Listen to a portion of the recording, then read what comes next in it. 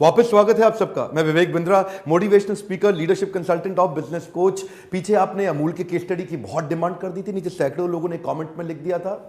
जो मेरा सहकारिता वाला वीडियो था ना, कोऑपरेटिव सोसाइटी वाला, अब इतने लोगों ने नीचे कमेंट में लिखा तो मैं अमूल का केस स्टडी लेके आ गया हूं। शुरू करते हैं, थोड़ा पीछे से चलेंगे। 1946 की बात है, 1946, जब एक लैंडलेस लेबरर कौन होता है? वो जिसके पास अपना लैंड भी नहीं है, जिसके पास अपनी जमीन तक नहीं है, जिसके पास कोई संपत्ति नहीं है, वो बेचारा एक गाय लेके उसका दूध निकालता है, बेचता है। उस समय उनका बहुत शोषण हो रहा था, और शोषण ऐसा कि कभी उनका दूध खरीदा जाता था, कभी नहीं खरीदा जाता था, ठीक रेट दिया जाता था, नहीं दिया जाता था, आधा वापस लौटा दिया जाता था, उनको दूर तक जाना पड़ता था, उनको ट्रैवल की जिम्मेदारी उठानी पड़ती थी, और इतने शोषण पे उनका जब पैसा भी नहीं निकलता तो उनकी हालत और खराब। अब करें तो क्या करें? कर्जा लेके ज्यादा गाय लगाएं तो साहूकार कर्जे के लिए ज्यादा पैसा मांग ले उनसे। कर्जा लेके बाइक खरीद के बाजार तक खुद जा करके बेच के आए, मेन मंडी तक, तो बाइक खरीदने के लिए कर्जे का पैसा और उसका भी पेट्रोल तेल पानी, बेचारे बहुत परेशान। मिडिलमैन शोषण ना करे, मुनाफा बीच में ना खा जाए, इसको रोकने के लिए सरदार वल्लभ भाई पटेल से मिलने गए त्रिभुवन दास पटेल। और सरदार वल्लभ भाई पटेल से मिलने के बाद मोरारजी देसाई और इन लोगों ने उनको इंस्पायर किया कि अब आपको सहकारिता की तैयारी करनी पड़ेगी। शोषण से रोकने के लिए सहकारिता एक बड़ा मूवमेंट तैयार हो सकता था। उन दिनों एक अंग्रेजों की कंपनी हुआ करती थी, उसका नाम था पोल्सन। ये अंग्रेजों की कंपनी के खिलाफ एक शक्तिशाली विकल्प के रूप में किसानों ने मिलकर गुजरात के इकट्ठे एक सहकारिता का मूवमेंट चालू किया, जिसमें कुछ ही साल के अंदर डॉक्टर वर्गीस कुरियन, जो कि एक जूनियर मैनेजर के रूप में उन दिनों आए ही थे, लेकिन वो इतने बुद्धिमान थे। एक्चुअली डॉक्टर वर्गीस कुरियन उस समय 1950 में वो विदेश में जाके पढ़े थे, मतलब यूएस में जाके मतलब टॉप यूनिवर्सिटीज में उन्होंने अपना ग्रेजुएशन, पोस्ट ग्रेजुएशन और डॉक्टरेट तक किया। इतना पढ़ने के बाद उनके पास बहुत सारी सुविधाएं थी, बड़ी नौकरी करने की, जहां उनको बहुत पैसा मिल सकता था। लेकिन उनको इंस्पायर किया गया कि आप इस मूवमेंट को आगे चला सकते हो, आप में ही वो इंटेलिजेंस है, और वो लग गए साथ में। वही त्रिभुवन दास पटेल जो सरदार वल्लभ भाई पटेल से मिलने गए, ये दोनों मिलके एक्चुअली दूर दूर गांव जाके देखा करते थे कि कैसे ट्रक के अंदर दूध आएगा, दूध डाला कैसे जाएगा, निकाला कैसे जाएगा, इकट्ठा कहां से किया जाएगा, लोगों को इकट्ठा कैसे किया जाएगा, लोगों को जोड़ा कैसे जाएगा, इंस्पायर कैसे किया जाएगा। वो जो कैटल जो किसानों के पास में, यानी कि जो गाय भैंस होती है, उनको बढ़िया चारा कैसे खिलाया जाए, उनको अच्छी डाइट कैसे खिलाया जाए, दूध की गुणवत्ता को कैसे मेंटेन किया जाए, ये गांव जा करके ये प्लान किया करते थे। शुरुआत के 20 सालों, 10 से 20 सालों के अंदर उन्होंने इतना सॉलिड फाउंडेशन बना दिया, ऐसा रिपीटेबल प्रोसेस बना दिया, जिसके कारण आज के समय में वो जो किसान शुरू में जिसके पास एक गाय होती थी, उसके पास 20-50 गाय होने लग गई। वो किसान जो उसके घर में अब टेलीविजन आ गया, मोबाइल आ गया, उसके घर में गाड़ी आ गई, उसका अपना मकान हो गया। ये किसने दिया? अमूल ने दिया। इंडिया उस समय एक मिल्क डेफिसिट कंट्री हुआ करता था, यहां पे सफिशिएंट मिल्क था नहीं, दूध इतना कम था कि उन दिनों न्यूजीलैंड जैसी कंट्री से हमारे को दूध इंपोर्ट करके लाना पड़ता था।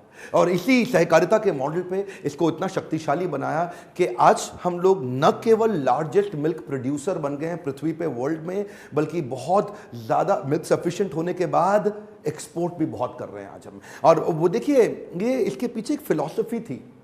कोई भी कंपनी चालू होती है, उसके पीछे एक बड़ी लीडरशिप और बड़ी फिलॉसफी और बड़ी सोच का बड़ा रोल होता है। डॉक्टर वर्गीस कुरियन का फिलॉसफी क्या था?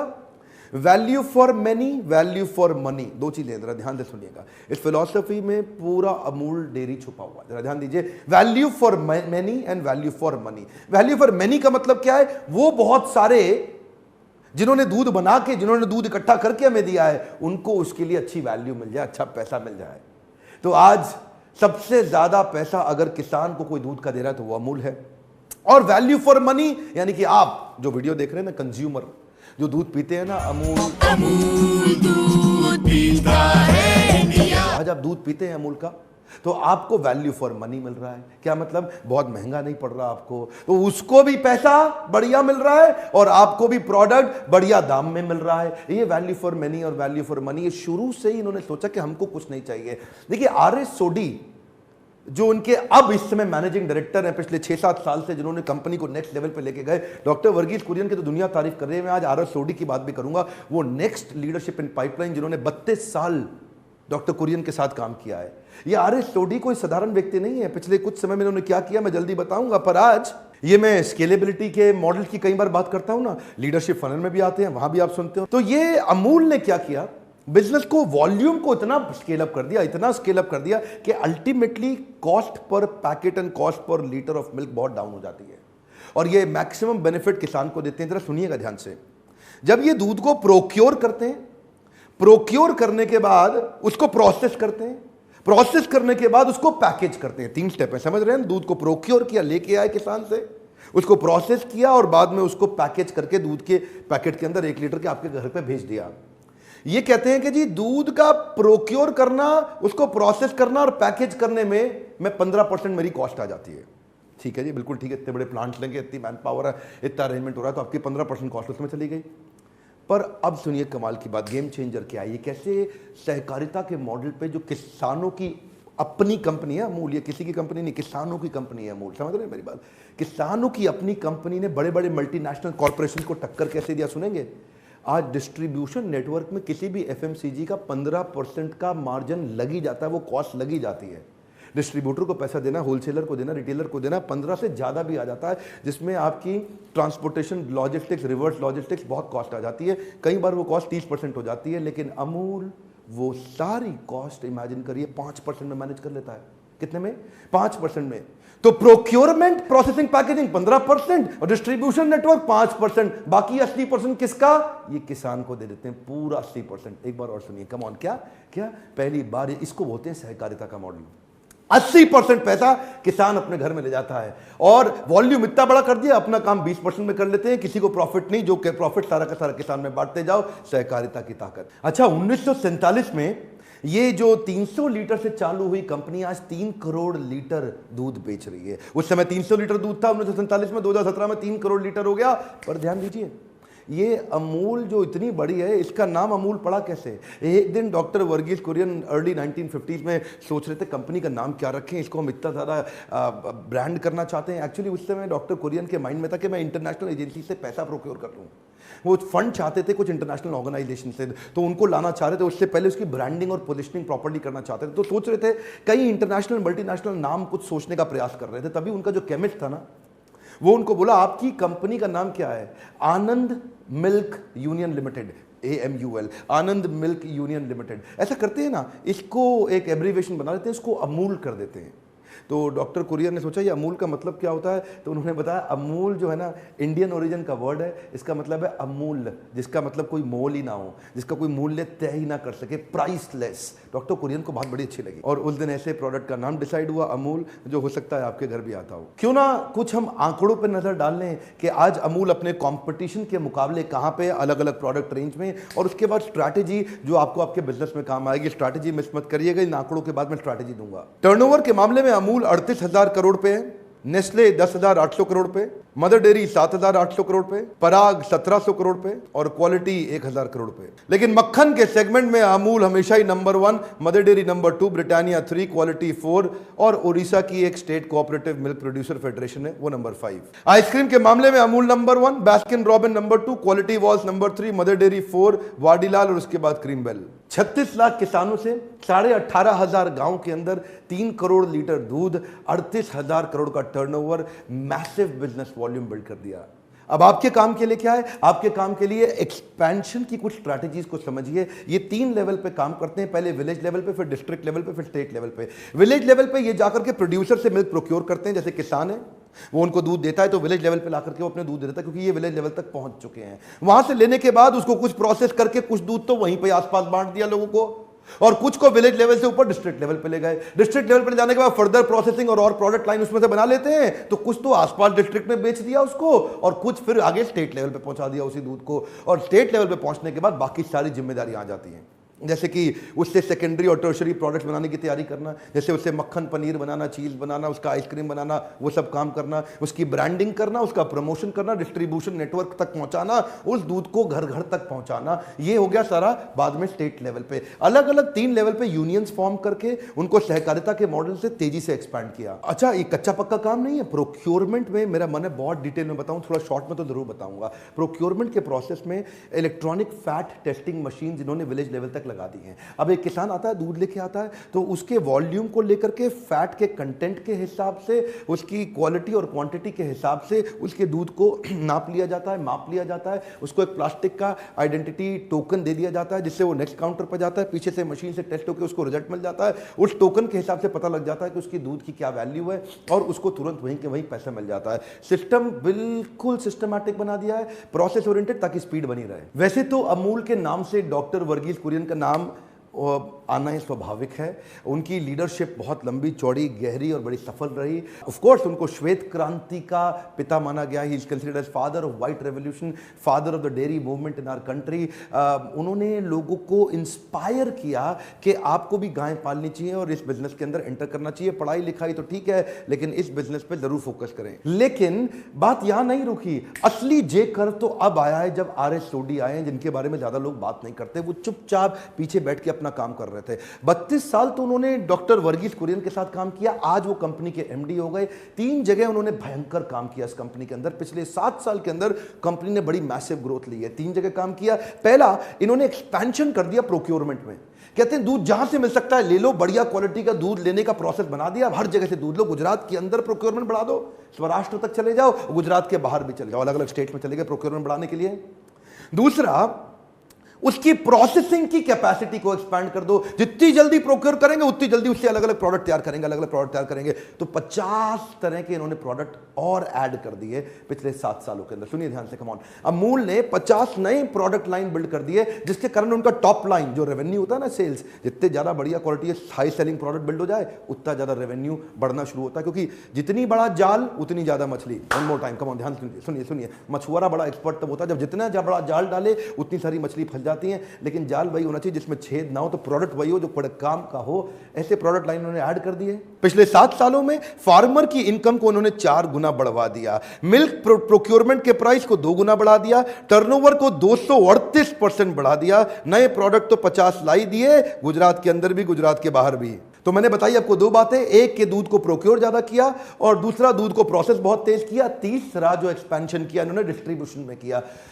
बोला यार दूध बना लिया, ले आए, इससे प्रोडक्ट भी तैयार कर लिया, अब बेचने पे साथ साथ काम करना पड़ेगा। अपने रिटेल काउंटर देश भर में बढ़ा दिए, अपने डिस्ट्रीब्यूटर होलसेलर देश भर में बढ़ा दिए। किसी प्रकार से उन स्टेट्स में जाओ जहां मेरा मार्केट शेयर लो है। जिधर जिधर ये लो थे, ये वहां भी घुसते चले जा रहे हैं, घुसते चले जा रहे हैं। आप ऑलरेडी ये इससे 38,000 करोड़ पे, अगले 3 साल के अंदर 50,000 करोड़ का नंबर पार करना चाहते हैं। एक तो फर्स्ट मूवर एडवांटेज, और दूसरा फास्ट मूवर भी भयंकर। अच्छा, खर्चा ज्यादा ना लग जाए ना, तो शुरू से इन्होंने क्या कहा कि variety of product line build करो, variety styles of product line build करो, वैरायटी सेगमेंट के लिए प्रोडक्ट बिल्ड करो, लेकिन ब्रांड यूनिफॉर्म अम्ब्रेला रखो। कम ऑन, क्या मतलब हुआ? कुछ भी खरीद लो, आइसक्रीम खरीदो, मक्खन खरीदो, दूध खरीदो, दही खरीदो, छाछ खरीदो, रहेगा अमूल। नाम अलग अलग नहीं है। कम ऑन, ये इससे फायदा क्या है इनको? प्रमोशन केवल एक ब्रांड की करनी पड़ती है, यानी कि अमूल, और प्रोडक्ट लाइन उसमें सारे बिकते हैं, जिससे मिल जाता है रब ऑफ इफेक्ट। कोई ज्यादा बिकता है, कोई कम बिकता है। जो नहीं भी बिकता है, अमूल के नाम पे बिकना शुरू हो जाता है, क्योंकि अमूल का ट्रस्ट हो गया। क्या कहते हैं? The taste of India. चाहे अमूल का स्प्रेड रेंज ले लो, या उसकी कोई ड्रिंक ले लो, उसका कोई दूध ले लो, प्रो मिल्क ले लो, चीज ले लो, या कुकिंग की रेंज ले लो, अमूल का दही देख लो, या मिठाई देख लो, आइसक्रीम देख लो, या चॉकलेट देख लो। पैसे कम थे, बहुत ज्यादा थे नहीं, मार्जिन बहुत ज्यादा रखा नहीं, तो उन्होंने स्ट्रैटेजी बड़ी अच्छी रखी। स्ट्रैटेजी क्या है इनकी? प्रोडक्ट कितनी भी तरह के बिल्ड करो, पर ब्रांड एक ही। क्या मतलब? ब्रांड एक ही। इसको बोलते हैं अम्ब्रेला ब्रांडिंग, अमूल की ब्रांडिंग। अमूल के अंदर ही चलेंगे सारे प्रोडक्ट लाइन। आपको ब्रांडिंग केवल अमूल की करनी पड़ेगी, यानी कि जब भी एडवर्टीजमेंट की कॉस्ट आएगी, प्रिंट की एडवर्टीजमेंट हो, टीवी की एडवर्टीजमेंट हो, आउटडोर की एडवर्टीजमेंट हो, फेसबुक सोशल मीडिया पे हो, किसी भी प्रकार की एड ले लो, एड केवल अमूल की करनी है। और वो जो अमूल की जो अमूल गर्ल है ना, वो अमूल गर्ल ने वर्ल्ड रिकॉर्ड बना दिया for longest year of longest run campaign ever happened on the planet earth. क्या मतलब? वो अमूल गर्ल सालों साल चलती आ रही है, पर वो पता है आउटडेटेड क्यों नहीं हुई? इसलिए नहीं हुई बिकॉज शी हैज मेंटेन्ड, और the brand identity has maintained to showcase the reflection mirror of contemporary society. ये reflection mirror of contemporary society का अर्थ क्या हुआ? कि वो बात तभी वही करती है जो बात समाज में चल रही हो। वो क्या करेगी? बजरंगी भाईजान मूवी आएगी तो बोलेगी बटरंगी भाईजान। वो गाना आएगा बदतमीज दिल, बदतमीज दिल, बदतमीज दिल, बदतमीज दिल, माने ना बटरमीज दिल, बटरमीज दिल। तो वो क्या है? वो कंटेम्पररी फ्रेशनेस बिल्ड करती रही। नरेंद्र मोदी कहते हैं अच्छे दिन आने वाले हैं, अच्छा दिन आने वाला है, अच्छा डिनर आया है। कहती अच्छा दिन नहीं, अच्छा डिनर। तो वो मक्खन दिखा दिया साथ में। वो पहले उस समय आइस बकेट चैलेंज होता था, ये slice bucket challenge, slice butter challenge बोलती है। ब्रिजिंग दी जनरेशन गैप को ब्रिजिंग दी जेंडरेशन गैप बोल दिया, यानी कि सारी महिलाएं दिखा दी, महिलाओं को एम्पावर करने के लिए, क्योंकि खरीदती तो सारी महिलाएं ही है ना। डेयरी फार्मिंग को उन्होंने कमर्शियली वायबल बिजनेस बना दिया।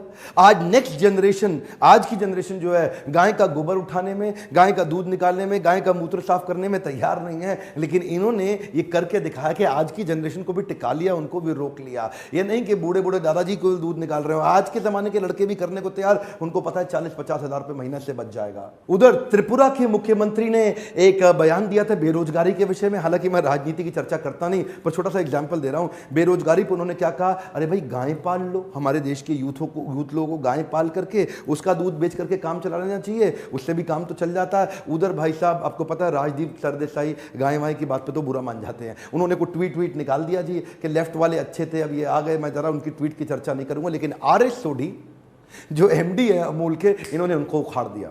इन्होंने उनके ट्वीट के नीचे ट्वीट कर दिया और एक के बाद एक 2-4 ट्वीट कर दिया। और क्या बोल दिया ट्वीट में कि बिल्कुल ठीक कह रहे हैं। त्रिपुरा के मुख्यमंत्री ने तो बड़ी समझदारी की बात करी कि त्रिपुरा मिल्क डेफिसिट स्टेट है, करोड़ों रुपया खर्च करता है बाहर से दूध लाने में। 50 रुपए लीटर दूध, 55 रुपए लीटर दूध त्रिपुरा में बिक रहा है। अगर वहां का आदमी, अगर कुछ गाय रख ले वहां का लड़का, तो वो 5-7 लाख से लेकर 10-12 लाख रुपए तक साल का आराम से कमा जाएगा। इसमें कौन सी बड़ी बात है, ये तो करना ही चाहिए, बड़ा कमर्शियली वायबल बिजनेस है। और तो और उन्होंने एक और नीचे ट्वीट लिख दिया कि गुजरात के अंदर कनुबेन पटेल हैं, जिनको प्राइड ऑफ गुजरात का अवार्ड दिया चीफ मिनिस्टर ऑफ गुजरात ने। क्यों? दूध सप्लाई करके 84 लाख रुपए का बिजनेस उन्होंने साल में अकेले खुद ही कर लिया, नियरली 1 करोड़ रुपए का। अरे दूध बेच के करोड़पति।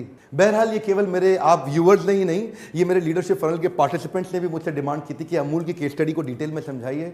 मेरा प्यार इतना है आपसे, आप डिमांड करते हैं, मैं आपको तुरंत बना के दे देता हूं। और सुनिए, केवल लीडरशिप फनल ही नहीं है, अगर आप मिस कर गए तो मैं आपको बता दूं, बाउंस बैक सीरीज भी, ये भी हमने एक लो टिकट प्राइस पे प्रोडक्ट तैयार किया। लोग बोलते हैं यार पैसा नहीं है खर्च करने के लिए, कोई सस्ता इवेंट हो डॉक्टर बिंद्रा का, आइए मुझसे आकर के मिलिए, आइए मुझसे आके लाइव मिलिए और वहां पे गेम चेंजिंग आइडियाज मुझसे डिस्कस करिए। अगर आप 6 महीने के एंटरप्रेन्योरियल प्रोग्राम अटेंड करना चाहते हैं तो लीडरशिप फनल में आइए, उसका मोबाइल नंबर अलग है। और अगर आप बाउंस बैक सीरीज 4 घंटे का इवेंट अटेंड करना चाहते हैं, हो सकता है मैं आपके शहर के नजदीक आने वाला हूं, पता करिए कैलेंडर पे फोन करके कि वो कहां होने वाला है। एक रिक्वेस्ट है, इस वीडियो को जरूर शेयर करिए। उसका कारण क्या है, इस वीडियो में ऐसे आइडियाज हैं जो गरीबी से निकलते वक्त आज हमारे देश को दुनिया के लार्जेस्ट मिल्क प्रोड्यूसर्स की श्रेणी में खड़ा करने वाला एक दमदार सहकारिता का मॉडल किसी को भी आइडिया दे सकता है।